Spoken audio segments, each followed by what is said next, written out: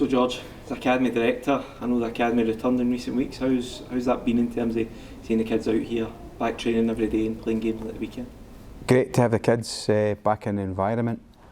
You know, it's been a kind of long, stressful time with COVID, and we have a lot of people that have suffered, and you know, but it's good to have the kids back, and hopefully we'll get a full season and it will not be interrupted, and hopefully we'll be able to go on with our business. The kids have lost a lot of football time, and it's obviously the Academy's job and myself to see if we can try and get them back on track as soon as possible, basically.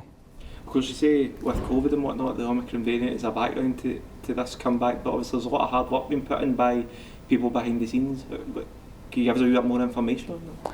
Well, behind the scenes, you know, when COVID first struck, behind the scenes, it was important that we still tried to communicate with our kids, and you know, we did a lot of challenges with our kids as it went through. You know, a lot of cooking challenges, funny challenges, sports science challenges, ball challenges, and not every kid could have a garden, not every kid could have a place to go. But you know, we tried to educate best we could going through that process, and you know, everybody else went through the same process, so everybody sort of bounced. You know, the good thing about the academies, other academies bounced off other academies and got ideas, and you know, the important part was to try and keep as many kids active as possible through that time.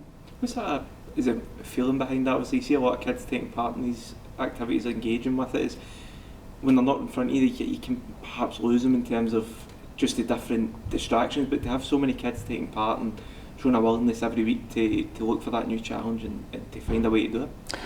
Well, I think it's important. It's great when you see kids making the effort. You know, and sometimes it can be hard to be motivated in environments. Every kid has a different environment, but it's always great and uplifting if someone sends you the video and saying even a simple thing like a cooking challenge, a bit of nutrition. You know, the kids were cooking different sort of meals, and we let them have a bash of what they thought would be a healthy meal, and you know, some were good and some weren't so good, but you know, we tried to make it as a fun based as possible and as educationally based as possible, and in the process of trying to basically keep the kids active was the most important part of it.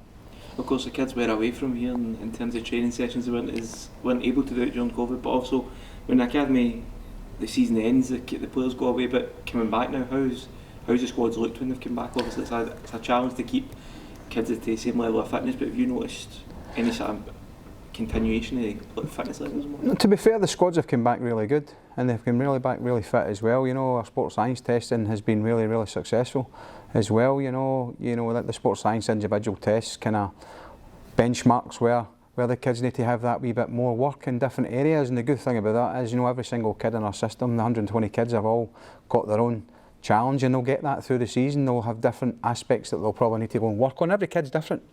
Fitness, you know, ball work, sharpness, you know, agility, you know, endurance. There's loads of different tests that we do. You know, and there'll be some kids that are really good at them all. There'll be some kids that they need to do a wee bit more in other aspects. But the good thing is the personal development of that kid is we have that there, and we can obviously try and help best we can. Is that part of the development of these young players? Obviously, they come back knowing that when they are away, they need to keep their fitness levels high. They need to keep at it every week, even if it's just a couple of hours in the garden and whatnot. But is that part of the learning that's expected of them in terms of to continue their development when they come back? I think it's important. I do think that's important that we try and educate the kids as much as possible regarding that sort of side of it. You know, but you know, kids have to be kids as well. You know, they're entitled to go their holidays and have the good things in life as well. But you know, if you want to be a top football player, or you want to be a top, you know, magician, whatever you want to be, you got to have to work at it, and you need to work at it full time basically. So you put a lot of time and effort into it, and the aspect of, you know, training, you've also got to look at nutrition, you've also got to look at the sports science side of it, you've also got to look at the psychological side of it. So there's a lot of different aspects. You know, kids will be strong in some parts, not so strong in other parts, and you know, as a club, it's our job to try and indicate the good parts and help with the other parts that need help. In terms of yourself as Academy Director, do you sit and map out any aims for the season? I know there's 120 kids, every kid's in different scenarios in terms of their skill set and whatnot, but do you have any aims for the Academy as a whole? Well, we're always looking to put players into the first team. That's our job as an academy. We're always looking for you know, to get the next under 18 player through there. You know, regarding 11s, I always look to get the 11s into 12s, 12s into 13s, 13s to 14s, 14s to 15s, 15s to 16s. I think that's crucial. You know, you can't tell a player at under 11s he's going to go and play in your first team. The important part is, can we get that young player to under 12s? can we move them to under 13s? And in the aspect of going through that, you know, I think we've had 43 Academy graduates in our Academy since we've been here, and every one of them is different. But I think the most important part is, you know, can we develop them into being these good players? Can we develop them into going playing in our first team? Is that possible? And you know, we've got to work hard at that. Of course, your role as Academy Director, how's that sort of altered year on year? Obviously, like you say, there's 120 kids, every squad will be at a different stage of development and whatnot, but as Academy Director, you obviously must have to take this time at end of seasons to evaluate the Academy, analyse what's needed for the Academy and yourself, make decisions based on that. Yeah, well, you always try and evaluate your own job, you know, and I think it's important. I've kind of stepped back a wee bit and looked at it, thinking that, you know, I'll probably play a different role this season. I'd like to try and go more and watch our loan players on a Saturday. We have a lot of players that are out on loan. And I think it's important that we have someone like myself there watching them on a Saturday on a weekly basis, you know, making sure they're okay, making sure they're doing the right things, making sure the environment's right for them, and making sure they're getting a bit of support out there as well, because, you know, there's nothing worse if you put someone out there and you don't pay any interest. These are our young players that we've invested in, and I think it's really important that we have someone out there doing that. Now, we've always had people out there doing that, but I think I'm going to obviously, you know, I'm looking to try and do that more hands-on. So I'll probably spend quite a lot of Saturdays out watching our young players playing in different environments, as well as obviously our own young players playing in our academy. How important are the loan spells for players? Obviously, see players like Kevin Monroe, Marley Redfern, they're all players that have been away and benefited from that experience. Now, when you look to send players out on loan, is that something that you really have to pick the right move for them to find their feet in first team environment? Because it's a big jump from academy to first team. I think it's important for these kids to go, first and foremost, is experience that environment, you know, the environment of being able to play every week. You've got to earn the right to go and play in the teams. Marley's a prime example, and to be fair, you know, Kel Monroe's another example. Kel Monroe went to Clydebank and did very, very well at Clydebank and played. Did he play every week? No, he didn't play every week. There was times that he didn't play, but he'll learn from that. What did I do wrong? What can I do better? You know, how do I earn the right to go and play? And Marley was the same as well. Marley was very young. Marley was 17 when he went out and played for Blackburn, but Marley did very, very well under that environment. It's creating the right environment and getting the right environment where kids are comfortable to go and express themselves and go and play. And I think that's really important, is finding the right environment where the kids will play, but they also have to experience the other side of it where maybe they don't earn the right to play, and they've got to earn that right to go and play. And I think it's okay to put them in an environment where they're going to play every week, but I think that's an easy environment. I think we've got to challenge our kids. Our kids need to be able to, you know, am I playing this week if I did well at training? I think all those things that a young player should calculate yourself is really important. Of course, moving back to our environment here, obviously recently we've just had a new gym put in. That's quite a step up in terms of where we are as a club in terms of both the first team and the academy can use it. What's the benefits that's going to bring to the academy squad from under 11s right up to under 18 level? It's going to bring a huge benefit. You know, a gym we've created downstairs is absolutely fantastic. You know, it's got everything in there that we actually need. And, you know, under the sports science and different things, there'll be a lot of different things that we can go strength-wise, develop, even injury prevention, which is a huge thing as well. You know, a lot of people think the gym's there to go and get them bigger and stronger. The gym's there to obviously help injury preventions, also rehabbing injuries. We've got the better facility there to go and do that, so maybe getting a player back quicker than normal. So all these different aspects will come into play somewhere along the line. One squad in particular we talked about is under 18 squad. As a group of players have had a lot of change in recent months in terms of personnel, but also coaching staff and stuff like that as well. How's it been for yourself working with these guys in terms of trying to just make sure they're as comfortable as they can be in the environment, but there's also a lot of change going on around about? Yeah, of course. You know, first half of the season with Guillaume Bouzelin, who's obviously no longer with us, and Sean Crichton was a big part of them as well. So Sean's obviously stepped in to go and take that role. Sean still plays on a Saturday, centre half obviously, so he still plays the game, which is great. There's no better teacher than someone that's actually played the game.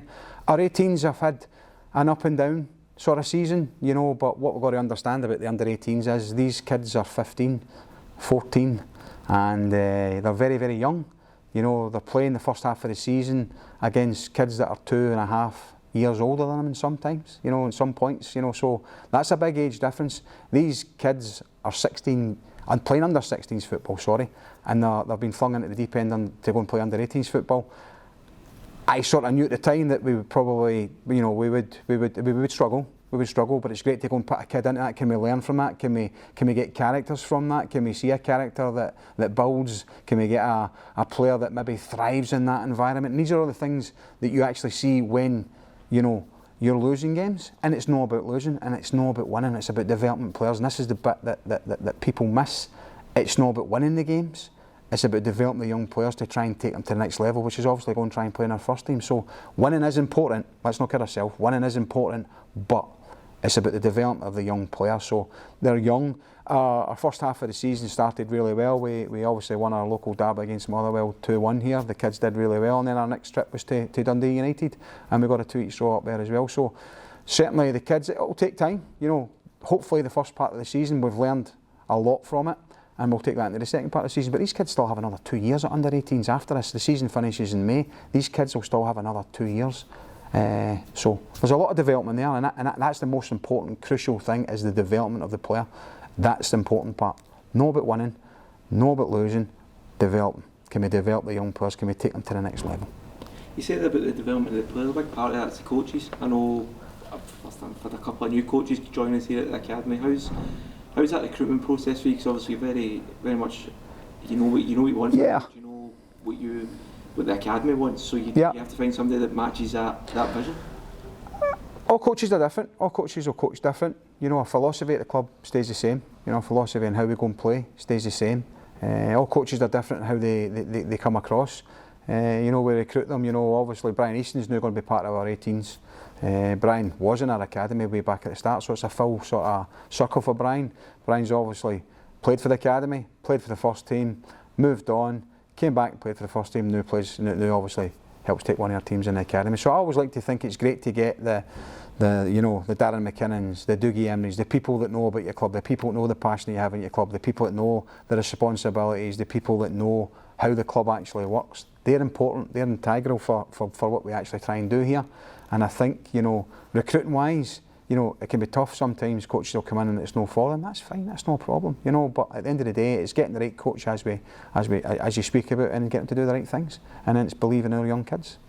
Yeah, finally, of course, there is some coaches that will come right through their badges in terms of work their way up the ladder. Some coaches that have been ex-players, mentioned Brian Easton, Sean Crichton, Sean Fagan, David Templeton. These are all guys that play at a relatively high level. Does that benefit you, the fact you've got this good mix of players that have played the game? Like you say, that's important, but you've also coaches that have learned the game in terms of learning their badges, working with different schools in terms of learning that. I think it's really important. It's really important because you know these guys have played the game. They have a lot of knowledge in the game, and they can pass that knowledge on. I also have another young coach, Mark Kelly, who helps assist at the 18s. Mark Kelly was here since he was the age of 9, and came right through, played at every age group, all the way through. Got obviously released a couple of years ago, but you know, Mark came back in as a coach, and he's got a lot to offer because he also sees the other side of the game, where he's been that young kid at 9, he's been that young kid at 10, 11, maybe not getting a game, what am I doing wrong? So Mark can be that person that can relate to some of the issues you may have in that team environment. And I think it's important that you have these people that can go and help assist, because that's what we're here to do. We're here to try and make our players better. Make our players better. We're coaches. We're there to go and coach our players. Can we make them better? Can we help them develop into either going and playing in our first team, or going and playing in somebody else's first team, or going and playing a good level, junior football, grassroots football? The important thing is we've got to try and keep these kids playing football. You know, not everybody's going to make it to our first team, but what we've got to try and do is try and keep these kids involved in football as much as possible. Of course, like they're involved in football, but you're very much a big believer in terms of improving these kids off the park. Now I know you do a lot of work in terms of getting speakers and to speak to the kids, not only the kids but the parents as well. How's that looking for this season? Obviously I know you try and do different ideas every year, but for this season so far, how's that looking, that landscape? Tonight we actually have our academy presentation for parents and players. I've actually got the community programme involved in that one as well. The community programme are going to come in at 5:30, and I'm going to give these guys a wee insight in what we present to our youth players, our academy. I think it's important that we speak to our parents. It's important to look at what the academy's done, to look at what the academy's going to achieve. I also think the educational side's really important. You know, Child well-being is really, really important. You know, we've got to make sure our kids are fine, make sure our kids want to talk, make sure our kids want to talk to a coach, a parent, another player or whatever. That's really, really important. So we try and create that environment where it is good to talk, it's good to speak to someone. If you're not having a good day, then there's nothing wrong with saying to somebody, I'm not having a good day here. You know, there's nothing wrong with that. That's important. That's really important. And the educational talks we try and have, you know, we'll have our usual educational talks with our drug talks, our gambling talks, or, you know, all these things must happen because we've got to try and educate our kids. There's a lot of stuff out there that you know, we maybe tiptoe around about, but I think it's, you know, here we like to, you know, we like to be honest and up front and let kids know the dangers that are out there, and can we help them for that? Can we be of assistance somewhere along the line?